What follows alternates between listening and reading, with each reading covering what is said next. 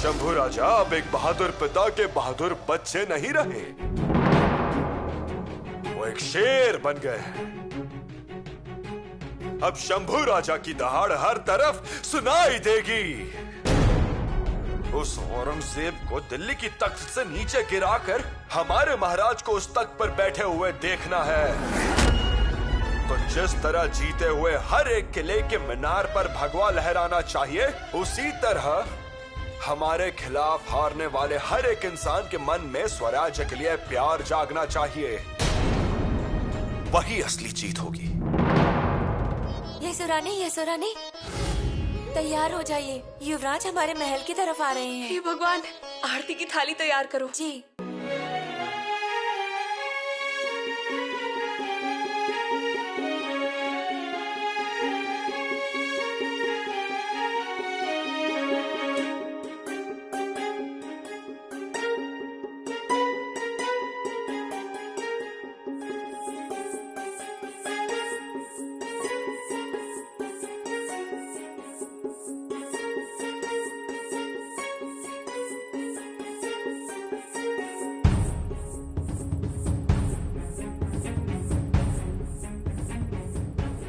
आप कितने भी बड़े हो जाएं, कहीं भी रहिए, फिर भी हम आपको पहचान लेंगे।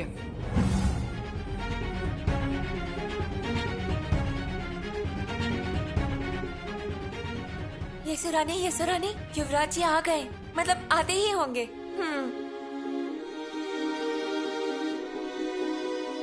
हे भगवान, आज कितने दिनों बाद हम युवराज को देखेंगे।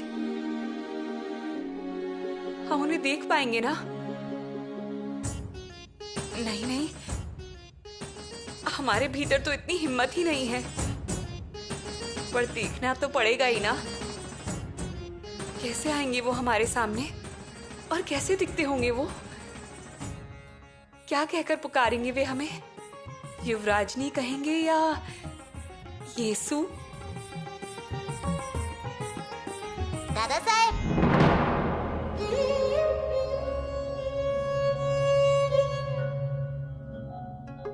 बाल राजा, हम जीत गए इसलिए आपने शक कर दी ना?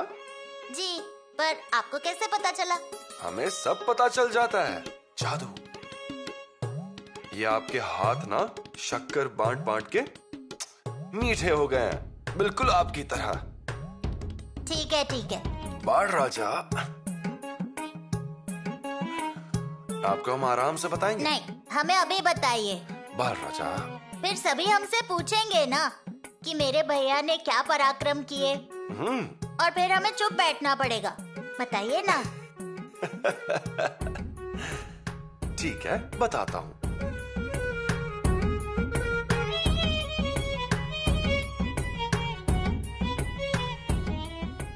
चलिए।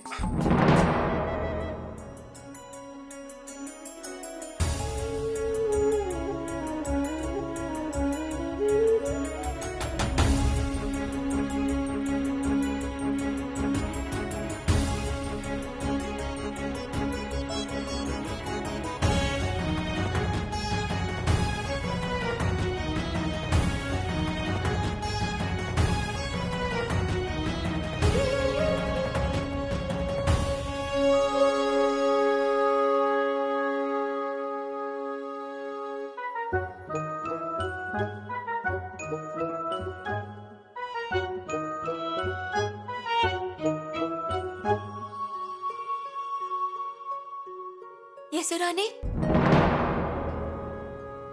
वे आ गए। युवराज नजदीक आ ही गए थे, लेकिन बाल युवराज उनके समक्ष आ गए और उन्हें साथ लेकर गए। फिर तो वे उन्हें कुछ समय के लिए नहीं छोड़ेंगे। फिर आप जाइए ना बाल युवराज के पीछे। जाऊं? परंतु ऐसा अच्छा दिखेगा क्या? कोई बहाना करके जाइए ना, फिर आपको सामने देखकर जल्दी आ जाएंगे युवराज। जाइए।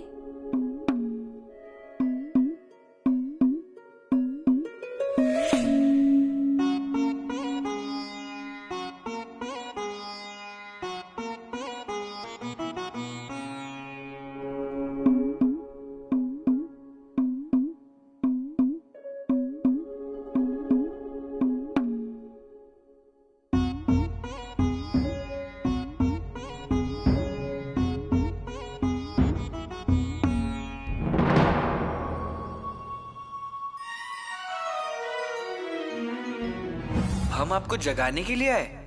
हम ऐसी छोटी मोटी काम नहीं करते।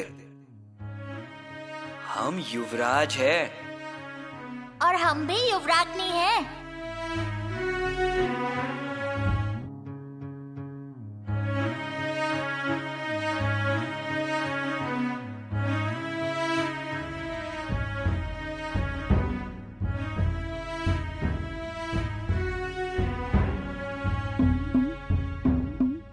बाल राजा, भाभी आप? बाल राजा, आपके शंभू दादा आपके साथ थे ना? थे तो, पर आपका पैगाम आया और वे चले गए। हे भगवान! पर हम आपसे खफा हैं।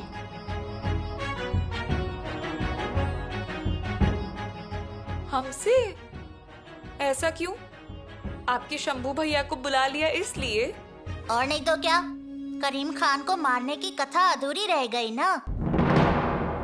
हे भगवान, क्या पूरी कथा सुनाने का विचार था? और नहीं तो क्या। हम कहेंगे आपके भैया से कि वो आपको पूरी कथा सुनाए। फिर तो आपकी नाक में चढ़ा ये गुस्सा कम हो जाएगा। वादा भूलिएगा मत। ठीक है बाल राजा। बाल राजा, अभी हम चलते हैं। आपके भैया हमारी राह देख रहे होंगे, ठीक है?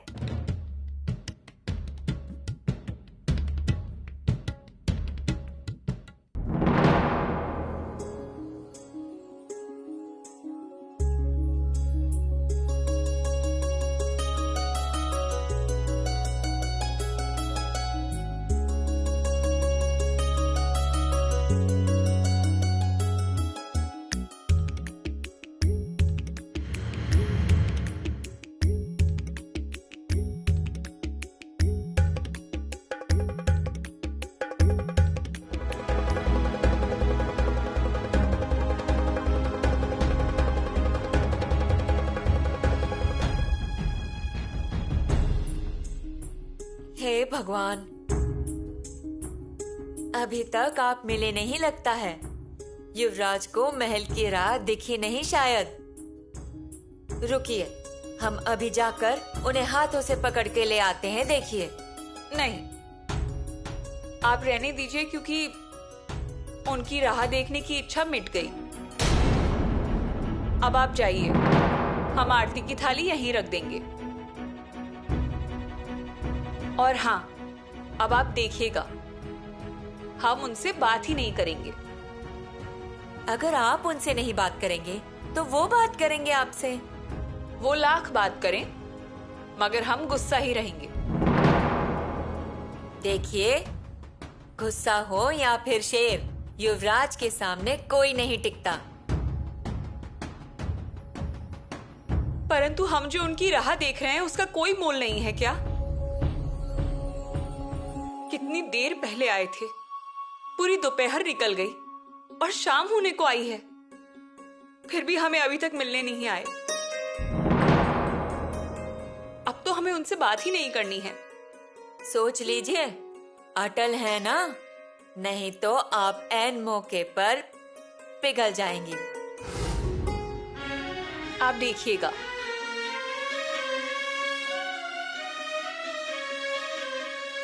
हम ना ही पिघलेंगे और ना ही हार मानेंगे, अटल रहेंगे हम। जरा देखिए, अब तो हमारे दिए का तेल भी खत्म होने लगा है। तो अब क्या रात्रि हो गई है? और नहीं तो क्या, यह अन्याय होते हुए हमें भी दिख रहा है। लेकिन हम कह भी क्या सकते हैं, सबको मिलने का समय है युवराज के पास। परंतु अपनी पत्नी जो कब से सज धज कर बैठी हैं, उनकी याद भी नहीं आई। आदमी को सबसे पहले अपनी पत्नी से मिलना चाहिए, लेकिन यहाँ तो सब कुछ उल्टा ही हो रहा है। चलिए चलिए, हो गई सब तैयारियां? कैसी तैयारी? मतलब? इतने दिनों से आप जिस बात के लिए तड़प रही थी ना, उसी की तैयारी चल रही है। शंभू राजा से मिलना है ना? नहीं। हाँ? बहुरानी, बड़े होने के बाद आप दोनों पहली बार एक दूसरे से मिलने वाले हैं। उसी की तैयारी चल रही है। आप दोनों आज एक दूसरे का चेहरा इस घी से भरे बर्तन में देखेंगे। क्यों? अरे क्यों क्या, आप दोनों इतने सालों बाद एक दूसरे को देखेंगे। आपकी नजरों की तीव्रता कम हो जाए, उसी के लिए ये रिवाज है। और नहीं तो क्या, आप तो आंगन में चलते हुए अपने आप में खोए हुए थे। हमने शंभू राजा को छुपा कर रखा था और उनको सख्त निर्देश भी दिया था। क्या आप भी ना? हम तो केवल उनके हाथ का घाव देखने के लिए ये बात है, आपको सिर्फ उनके हाथ का जख्म देखना था। हाँ। बहुरानी, अब आपको इन बातों की आदत डालनी होगी। और जख्म तो योद्धाओं का अलंकार होता है। जी। सब हो गया? सुनिए धारा, आप राजकुमार शंभू को बुलाइए। जी। बहुरानी, यहाँ बैठिए। शेवंता, कौशल्या, बीच में पर्दा लगाइए।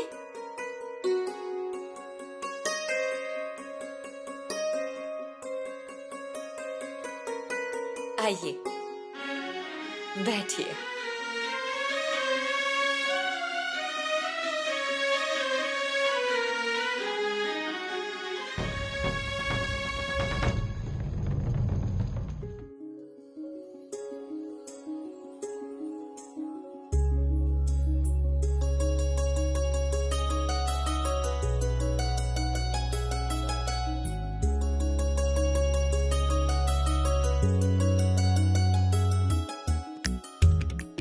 दोनों ने एक दूसरे को देख लिया ना?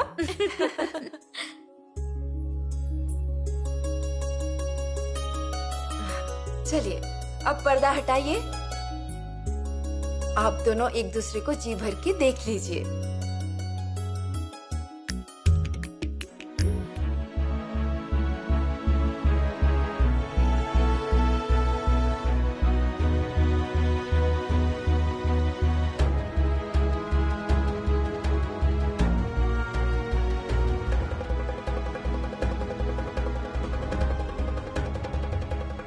येसु, यशोदा, कितनी बड़ी हो गई हो आप। आप भी ना। पर हमने पहचान लिया आपको। हमने भी तो पहचाना आपको। कैसे?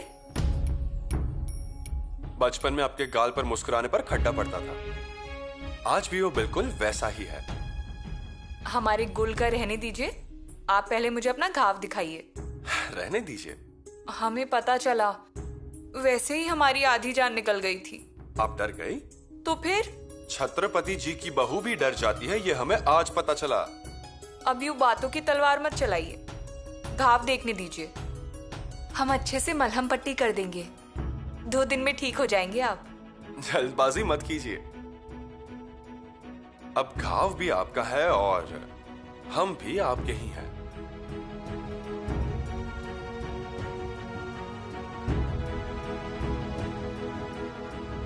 यीशु, आप कितनी फिक्र करती हैं मेरी। और हम, सच तो यह है कि हमें श्रृंगारपुर आना चाहिए था आपको लेने के लिए, पर अचानक से मुहिम पर जाना पड़ा। सच कहें तो अगर आप मुहिम छोड़कर आ जाते तो हमें उस बात का बहुत बुरा लगता। जो भी किया अच्छा किया आपने। पहले स्वराज जरूरी है। लेकिन स्वराज्य की युवरागी भी उतनी ही जरूरी है। उसके बाद पता है, एक और बात के लिए हमें आप पर गर्व हो रहा है। आपने रास्ते में फंसी हुई औरत को अपनी पालकी दे दी और घोड़े पर सवार होकर रायगढ़ आ गई। रानी माँ ने हमें पहले दूसरों की मदद करना सिखाया है, बताया है, और बस वही किया हमने, और कुछ नहीं। यीशु, आपकी तरह हमने भी बहुत कुछ सोच कर रखा हुआ है। क्या सोचा हुआ है? आइए।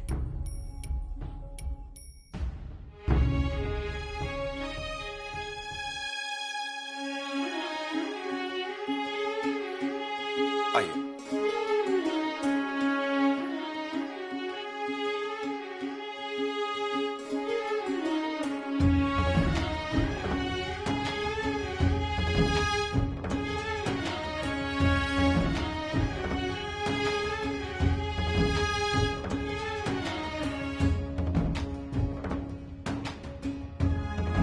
है हमारा हिंदुस्तान।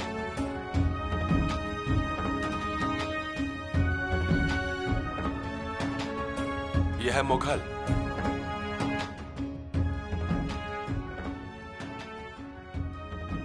ये आदिल शाह, कुतुब शाह, यहां पर सिद्धि, यहां पर पोर्तुगी,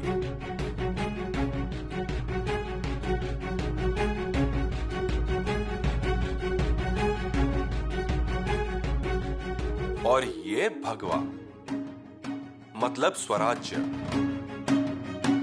यीशु गौर से देखिए, मुगल साम्राज्य हमारे स्वराज्य से 100 गुना बड़ा है, 100 गुना।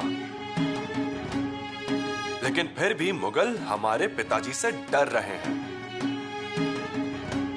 आज स्वराज्य के किलों की संख्या 300 है, हमें वो संख्या 3000 तक ले जानी है। युवराज, यीशु किसी भी स्थिति में रानी मां और पिताश्री का सपना हमें पूरा करना है। स्वराज्य को बढ़ाना भी है और उसकी रक्षा भी करनी है। यीशु, उसके लिए आपको हमारे कंधे से कंधा मिलाकर हमारे साथ मजबूती से खड़ा होना होगा। रहोगी ना? जरूर। अवसर आने पर ढाल तलवार लेकर लड़ना पड़ेगा। अब चूल्हे के पास बैठने के अलावा तोपों के बगल में दिखनी चाहिए, तब हमें बहुत खुशी होगी। बाल बच्चों में मन बहलाने से अच्छा प्रजा ही हमारे बाल बच्चे हैं, और स्वराज्य को बढ़ाना यही हमारी दुनिया।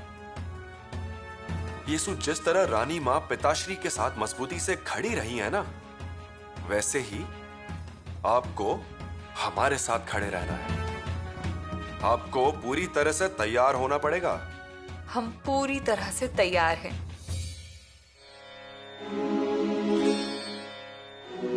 यीशु, आप हमारी पत्नी हो, लेकिन उससे भी ज्यादा आप हमारी दोस्त हैं।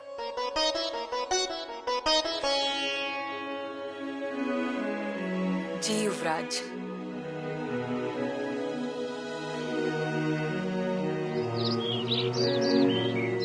हे भगवान, सुबह हो गई। बात करने में वक्त चला गया। आपके साथ बातें करते करते सुबह हो गई, पता ही नहीं चला।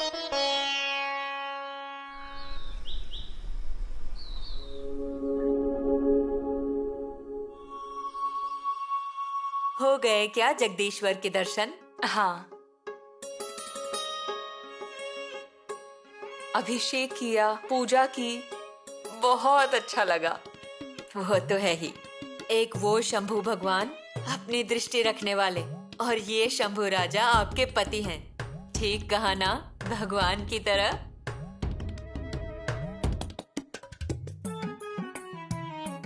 रात को देर तक दिए जल रहे थे। लगता है हाथों की मरहम पट्टी हो रही थी। धरा बुआ, अगर आप हमें ऐसे ही चिढ़ाती रहेंगी तो हम आपसे बात नहीं करेंगे। गुस्सा आया है, लेकिन दूर कहीं चोर दरवाजे के पास ही खड़ा है। किला चढ़कर कभी का ऊपर आ जाना चाहिए था, पर वो आने वाला नहीं है।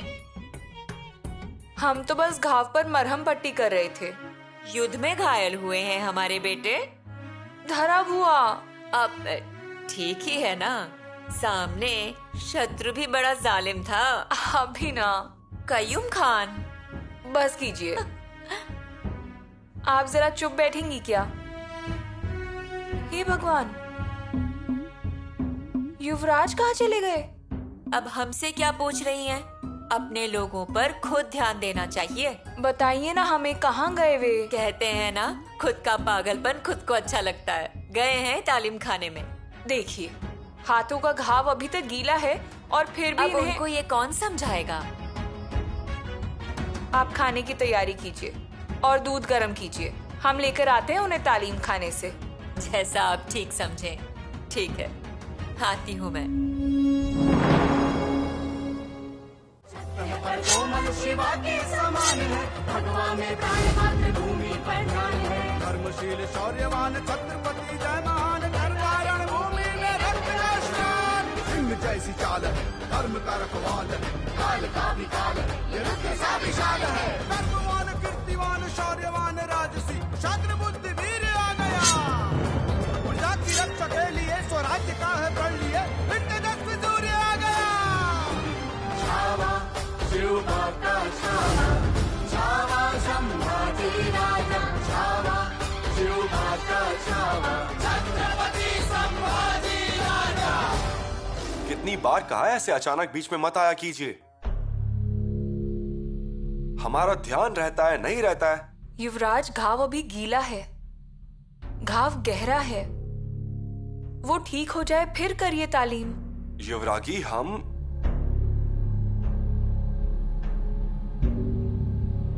हमारे अपमान की याद है, इसलिए संभाल के रखिए। दाग लगा हुआ जामा संदूक में क्यों रखना है? हमने कहा ना रख दीजिए, फिर रख दीजिए। हे भगवान,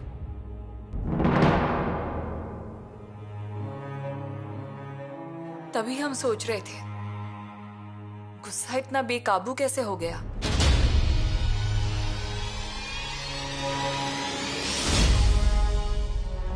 कपड़े पर ये दाग फीका लग रहा है।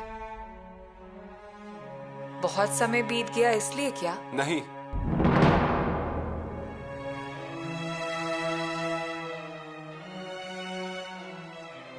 वो कय्यूम खान के खून से ये दाग फीका लग रहा है। येसु, जब तक पूरी मुगल सल्तनत का खून हमारी तलवार से बह नहीं जाता ना, तब तक इस कपड़ों पर का दाग मिटने वाला नहीं है।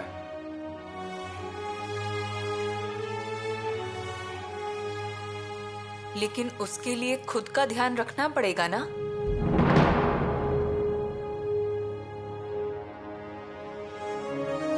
दूध पी लीजिए।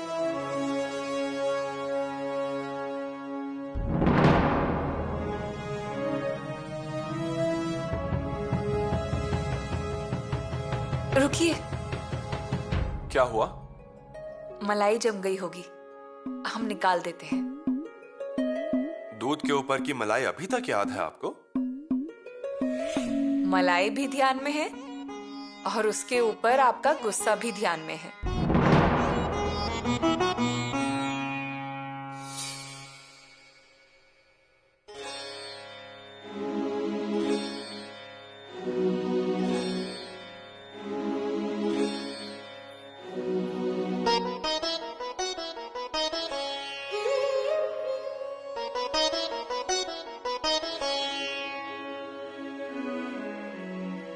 एक बात पूछूं?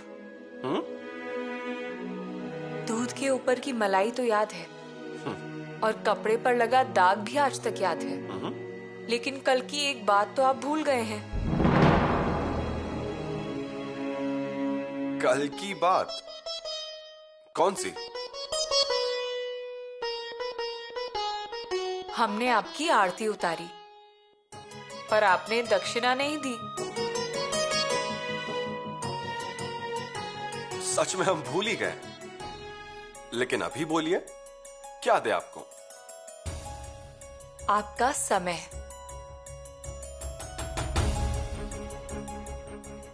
हमारा समय? किस लिए? कय्यूम खान के युद्ध में आपका किया हुआ पराक्रम हमें आप ही के मुंह से सुनना है। ठीक है, तो येसु हुआ ऐसे। हमें जरा बैठने तो दीजिए। आइए। अब गौर से सुनिएगा, डर के मारे बदन के रोंगटे खड़े हो जाएंगे। हम अपनी आंखें बंद कर लेते हैं।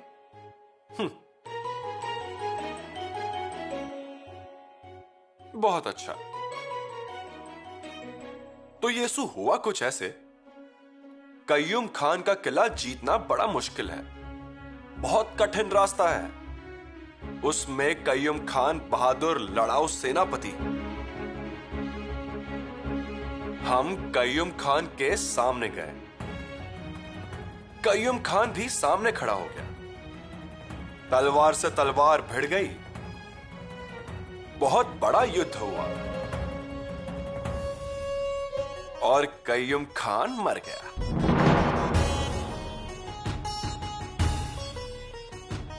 बहुत बड़ा युद्ध हुआ? और कयूम खान मर गया। युवराज, आगे क्या हुआ? युवराज,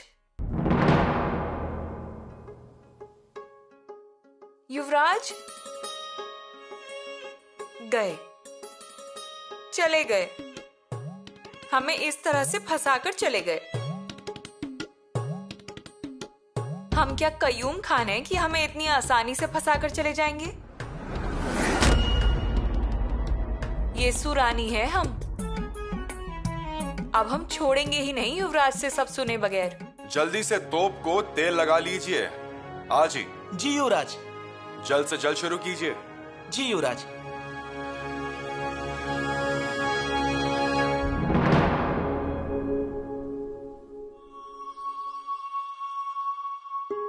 आप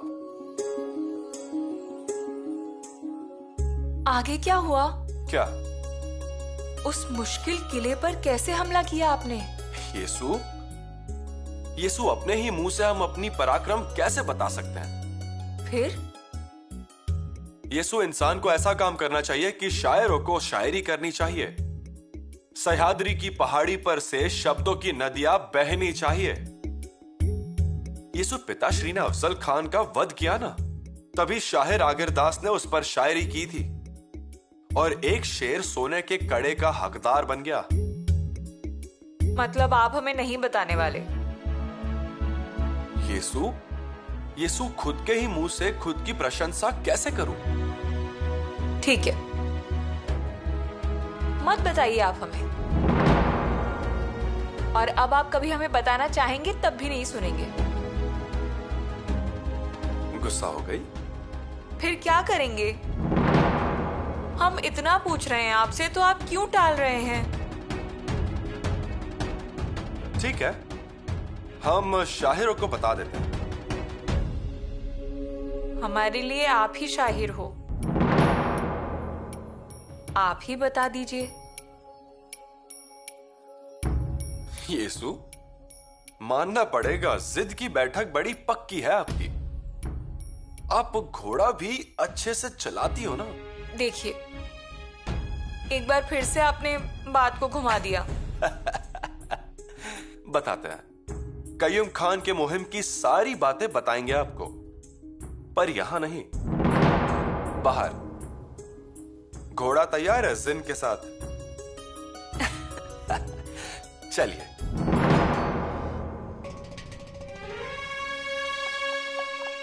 हम घोड़े पर सवार हैं और युवराज के कंधे से कंधा मिलाकर आगे बढ़ रहे हैं, और वो भी महल के बाहर। हमें तो विश्वास ही नहीं हो रहा है युवराज। विश्वास तो हमें भी नहीं हो रहा है ना? वैसे तो आज भी एक जरूरी काम था शिवा पठन में। फिर? रद्द कर दिया। परसों की लड़ाई में तंबू रावते के कपड़ों का भारी नुकसान हुआ था, तो एक बार जाकर देखना था। फिर वापस चले जाइए घोड़ा लेकर। गुस्सा हो गई? येसु, हमने आपको बचपन में ही बताया था, हमारी शादी तलवार से हुई है। याद आया? याद नहीं आया, अभी वो दिखाई भी दे रहा है। और अब आपको एक और काम करना होगा। क्या? आपकी शादी हमसे भी हुई है, ये अब तलवार से कह दीजिए। ठीक है, तलवार घर में आ जाएगी तब बता देंगे। घर में मतलब? घर में मतलब म्यान में। और येसु, हमारी तलवार तब तक म्यान में नहीं आ सकती जब तक ये हिंदुस्तान मुगल, सिद्धी और पोर्तुगी से मुक्त नहीं हो जाता। इसका मतलब अभी बताना मुमकिन नहीं है? ऐसा है क्या?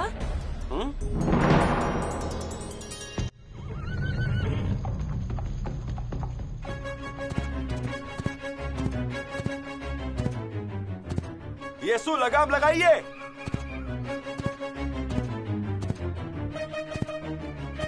रास्ता कठिनाइयों से भरा हुआ है, आगे किनारा है।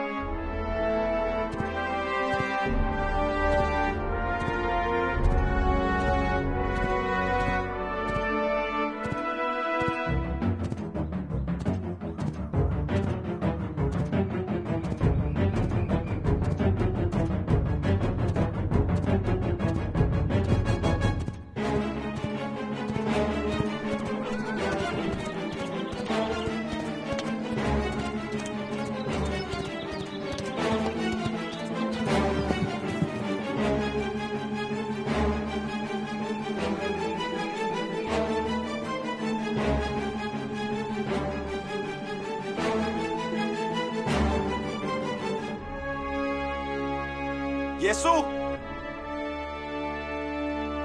येसु,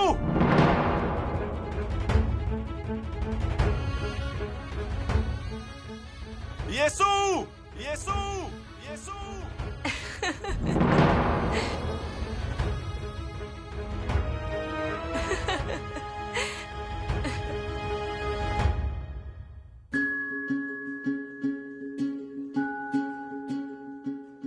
फिर ऐसा मजाक मत कीजिएगा। क्यों? पत्नी है आप हमारी। मगर आपकी शादी तो तलवार से हुई है ना युवराज?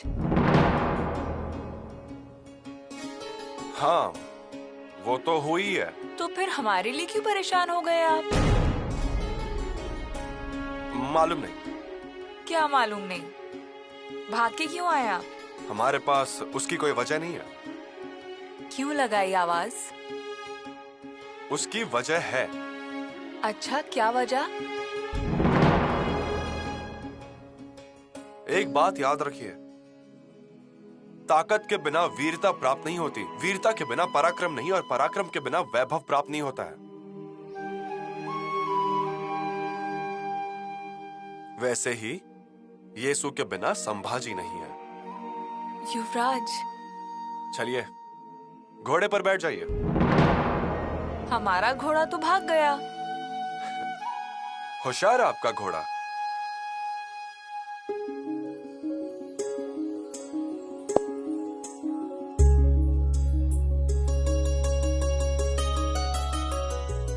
जरा बताइए, अब हम कैसे आएंगे? हमारे साथ बैठकर। युवराज, हमें शर्म आ रही है। की हुई गलती का दंड है, ऐसा समझकर बैठ जाइए।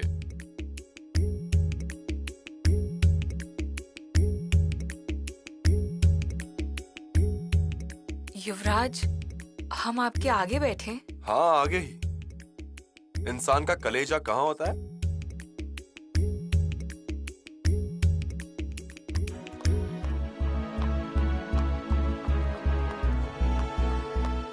हमें आज आपका एक अलग रूप देखने मिला। आपका भी। हमारा ऐसा कौन सा नया रूप देखा आपने? देख लिया। आज तक हमने सिर्फ आपका गुस्सा, जिद, शौर्य देखा था, लेकिन आज आपकी नम्रता को भी देख लिया।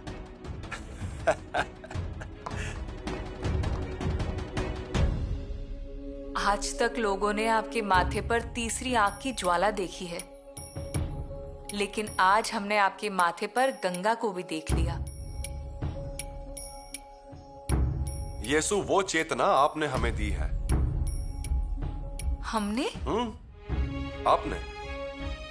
आपने हमें होश में लाया। इतना ही नहीं, हमें तो लगता है कि आपने हमें होशियारी भी सिखाई है।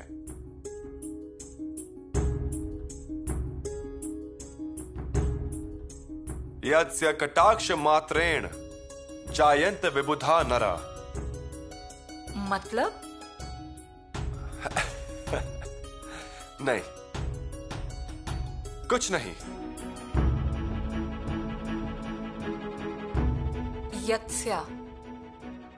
यत्स्या कटाक्ष मात्रेन जायन्ते, ये श्लोक बुद्धभूषण ग्रंथ में से है ना? हाँ, आपने पढ़ा है? अद्भुत। यत्स्या कटाक्षा मात्रे जायन्ते। इसका अर्थ है, जिस इंसान की बस एक बार देख लेने से किसी को बुद्धि प्राप्त होती है, आप बिल्कुल वैसी हैं, मां भवानी की तरह। युवराज, आप हमारी तुलना मां भवानी के साथ क्यों कर रहे हैं? येसु, अजी समझदार और मिलनसार पत्नी, ये मां भवानी का ही रूप है। आप हैं, हम तो एक आम इंसान हैं। यथा येकेण चक्रेण नरकस्य गतिर् भवे, एवं पुरुषाकारेण विना दैवम न सिद्ध्यति। इसका मतलब है कि जिस तरह एक पहिए से रथ चल नहीं सकती, तेजी प्राप्त नहीं होती, उसी तरह मर्दानगी कमाए बिना भगवान की प्राप्ति नहीं होती। और यीशु किसी भी मर्द की मर्दानगी का महत्वपूर्ण हिस्सा होता है उसके मन में स्त्री के लिए जगह। हम दोनों वही दो पहिए हैं, समान आकार समान रूप से दौड़ेंगे। हम पत्नी को कम दर्जा नहीं देते हैं, बराबर का दर्जा देते हैं।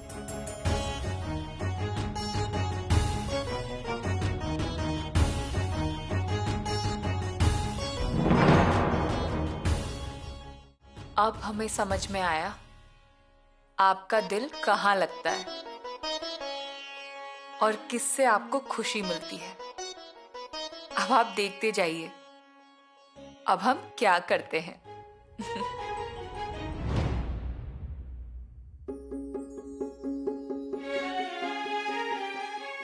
क्या चल रहा है? धारा भुआ। हाँ हाँ बोलो। हमारे इन्होंने लिखा है, ये बुद्धभूषण ग्रंथ है। हमें पता है, लेकिन आपके इन्होंने लिखा है इसीलिए इतना कस के पकड़ा है आपने। रख दिया, अब ठीक है। धरा भुआ, परसों की मुहिम में युवराज बहुत थक गए हैं, उन्हें आराम करना चाहिए। हमें पता है। हाथ का घाव लेकर यहाँ वहाँ घूम रहे हैं। सही कहा। इसीलिए हमने सोचा है युवराज जी का ये बुद्धभूषण ग्रंथ अगर वे दरबार में सबके सामने पढ़कर सुनाए तो। अरे ये तो बहुत अच्छा होगा। विश्राम भी मिल जाएगा और सबको पता भी चल जाएगा। हाँ हाँ, ये तो पहले ही हो जाना चाहिए था। लेकिन बताएगा कौन और सुनेगा कौन? हम बता देंगे। नहीं, हम उनसे ये बात छुपा कर रखेंगे। सब तैयारी करेंगे, रानी साहब और महाराज को बताएंगे, पूरे प्रधान मंडल को भी इत्तला कर देंगे। बहुत अच्छे से सारी तैयारी करेंगे और फिर युवराज जी को अचानक से उनके आसन पर बिठा देंगे और फिर उनसे कहेंगे पढ़िए। कल? हाँ, कल ही। तब तक हम युवराज को बंदी रखेंगे, कहीं जाने नहीं देंगे उन्हें। पंत, हमारी जाने की तैयारी कीजिए, हमें जल्द से जल्द जाना होगा। अचानक? इतना क्या जरूरी काम है? जल्दबाजी है पंत। परसों हमने वो कय्यूम खान का किला जीता है और हमने रुंजाजी जाधव को वो किले का किलेदार बनाया। तभी बहुत लोगों की आंखें बड़ी हो गई थी। मोरो पंत ने तो विरोध भी किया था। उन्होंने कहा ये मुगलों का आदमी है, उस पर क्यों भरोसा कर रहे हो?